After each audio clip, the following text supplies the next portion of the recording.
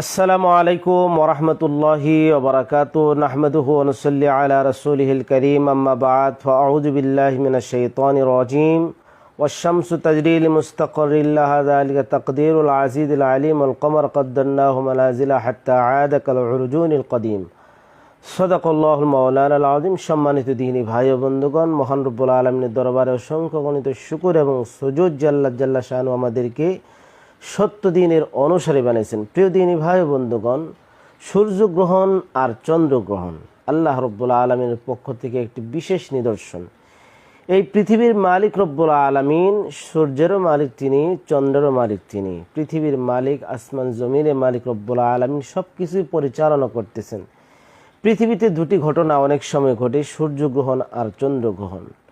এগুলো বৈজ্ঞানিক দৃষ্টিতে মানুষের ছোট্ট জ্ঞানে মানুষ যা ধারণা করে বলে সেটা এক জিনিস। আরেকটা বিষয়, আল্লাহ পাক রব্বুল আলামিন এই নিদর্শনাবলী সম্পর্কে যে তথ্য আমাদেরকে দিয়েছেন। সম্মানিত দ্বীনী ভাই ও বন্ধুগণ, পবিত্র কোরআনে আল্লাহ পাক রব্বুল আলামিন আল্লাহ তাআলা এই নিদর্শনাবলী তিনি আলোচনা করেছেন। সূর্য, চন্দ্র, আসমান জমিন, তারকারাদি সব আল্লাহ তাআলার নিয়ামত। এগুলো আল্লাহর হুকুমে পরিচালিত হয়।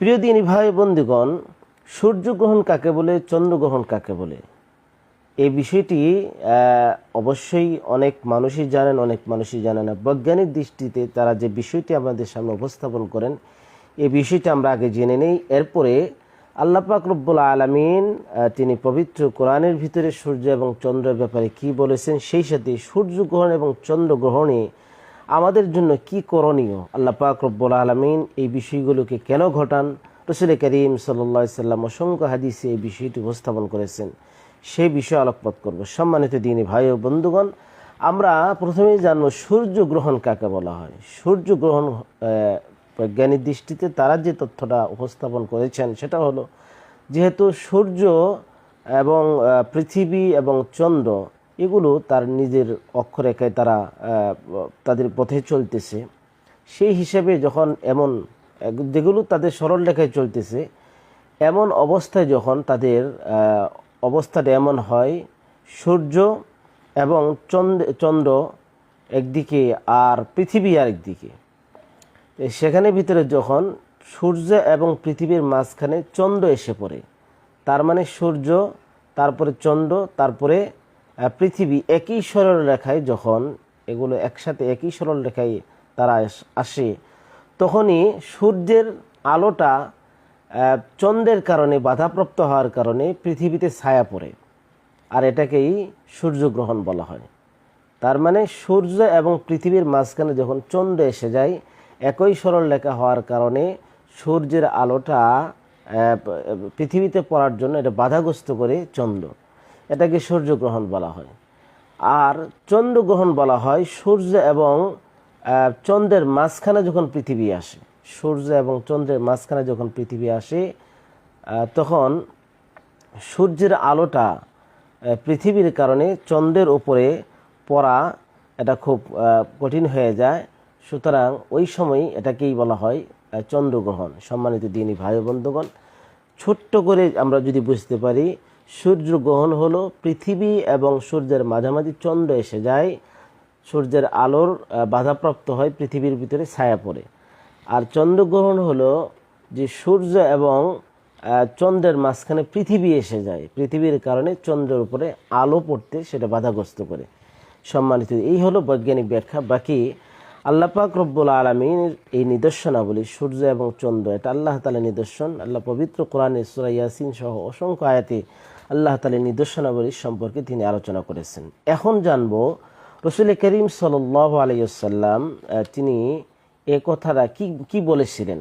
সম্মানিত দ্বীনী ভাই ও বোনেরা, একটি হাদিসের ভিতরে হযরত মুগীরা ইবনে শুবা রাদিয়াল্লাহু তাআলা আনিল মুগীরা ইবনে শুবা রাদিয়াল্লাহু তাআলা ইয়াকুল ইন কাসাফাতিশ শামসু ইয়াওমা মাতা ইব্রাহিম ফাকালা আন-নাস ইন কাশাফাত লিমাউতি ইব্রাহিম। রাসূল করিম সাল্লাল্লাহু আলাইহি ওয়াসাল্লামের তাদের জীবনের একটি ঘটনা হযরত মুগীরা ইবনে শুবা রাদিয়াল্লাহু তাআলা নিজেই বর্ণনা করেন, যে যখন রাসূল করিম সাল্লাল্লাহু আলাইহি ওয়াসাল্লামের সন্তান হযরত ইব্রাহিম রাদিয়াল্লাহু তাআলা আনহু তিনি দুনিয়া থেকে বিদায় নেন, মৃত্যুবরণ করেন, ইন্তেকাল করেন, এই সময় আল্লাহ পাক রব্বুল আলামিন ওই সময় সূর্যগ্রহণ হয়েছিল। তখন কুফার মুশরিকরা, আরবের মুশরিকরা, তখন তারা এই কথাটা অপপ্রচার শুরু করলো যে মুহাম্মদ সাল্লাল্লাহু আলাইহি ওয়াসাল্লাম তার সন্তান ইব্রাহিমের মৃত্যুর কারণেই নাউজুবিল্লাহি মিন যালিক সূর্যের এই অবস্থা হয়েছে। প্রিয় দিনী ভাই বন্ধুগণ, রাসূল করিম সাল্লাল্লাহু আলাইহি ওয়াসাল্লাম যখন এই কথাটি শুনলেন তখনই তিনি এ কথাটা বললেন, ফাকালা রাসূলুল্লাহ সাল্লাল্লাহু আলাইহি ওয়াসাল্লাম ইন্নাশ শামসা ওয়াল কমারা আয়াতাইন মিন আয়াতিল্লাহি। রাসূলুল্লাহ সাল্লাল্লাহু আলাইহি ওয়াসাল্লাম বললেন যে সূর্য এবং চন্দ্র আল্লাহর এই পৃথিবীতে এই নিদর্শনাবলীর অন্যতম একটি নিদর্শন হলো সূর্য এবং চন্দ্র আল্লাহ তাআলা সৃষ্টি। লা ইয়ানকাসিফানি লিমাউতি আহাদিন ওয়ালা লিহায়াতিহি। এটা গ্রহণ, সূর্য গ্রহণ হয় কোনো মানুষের মৃত্যু এবং কোনো মানুষের জন্মগ্রহণ বা জীবিত হওয়ার কারণে নয়, বরংস মানুষের মৃত্যু এবং জীবনের কারণে সূর্যগ্রহণ হয় না। এটা সূর্যগ্রহণটা আল্লাহ তাআলার পক্ষ থেকে হয়, এটা আল্লাহর নিদর্শন। ফাইদা রাআইতুমুহা ফাদউল্লাহা ওয়াসাল্লু হাত্তা ইয়ানজালিয়া। রাসূল করিম সাল্লাল্লাহু আলাইহি ওয়াসাল্লাম এই কথাও বলে দিলেন এখানে যে কর্মসূচি তথা সূর্যগ্রহণ আর চন্দ্রগ্রহণের সময় কি করণীয় সে ব্যাপারেও প্রিয় নবী সাল্লাল্লাহু আলাইহি ওয়াসাল্লাম বললেন। তখন তোমরা দেখবে, তখন আল্লাহ রাব্বুল আলামিনের কাছে দোয়া করবে এবং নামাজ পড়বে যতক্ষণ পর্যন্ত এটা দূরীভূত না হয়, অর্থাৎ পরিপূর্ণভাবে শেষ না হয়। সম্মানিত দিনী ভাই ও বন্ধুগণ, এখানে তো যে কুফার মুশরিকরা যে কথাটা বলেছিল যে ইব্রাহিম রাদিয়াল্লাহু তাআলার মৃত্যুর কারণে নাকি সূর্যগ্রহণ হয়েছে, আসলে এটা এক ধরনের কুসংস্কার। এমনই অনেক কুসংস্কার আমাদের সমাজের ভিতরে আছে। সূর্যগ্রহণের সময় অনেক মানুষ এই কথা দাবি করে বা এর ধরনের বিশ্বাস আকিদা রাখে যে গর্ভবতী মহিলারা কোনো কিছু খেতে পারবে না, কারণ খাওয়ার কারণে সন্তানের বিকলাঙ্গ হবে অথবা সন্তান তার ভিতরে যে গর্ভধারণ করেছে এই সন্তান সমস্যা তৈরি হবে।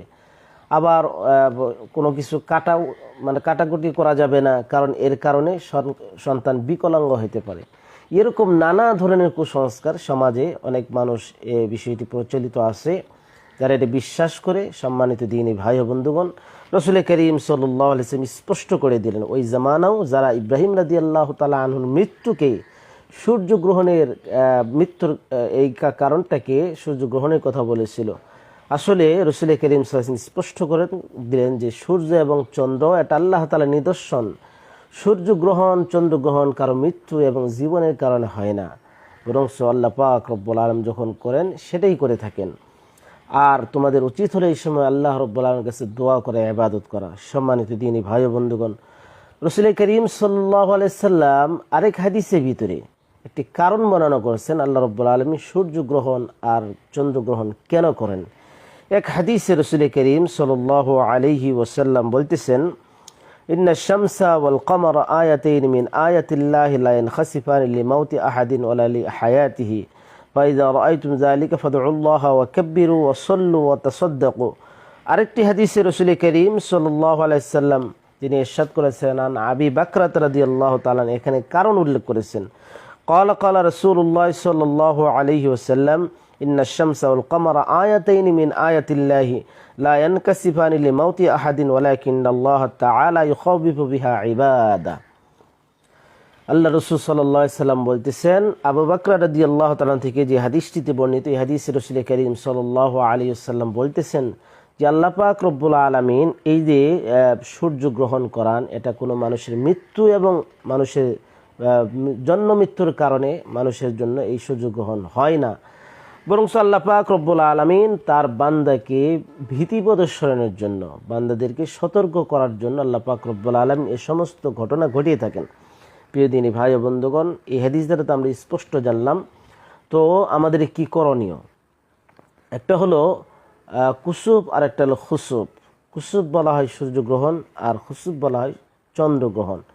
সম্মানিত দিনী ভাই ও বন্ধুগণ, রাসূল করিম সাল্লাল্লাহু আলাইহি ওয়াসাল্লামের যে হাদিসটি, প্রথম হাদিসটি আপনাদের শোনাইছিলাম, প্রিয় নবী সাল্লাল্লাহু আলাইহি ওয়াসাল্লাম বলেছেন, ফাইদা রাআইতুমুহা ফাদউল্লাহা ওয়া সাল্লু হাত্তা ইয়ানজালিয়া।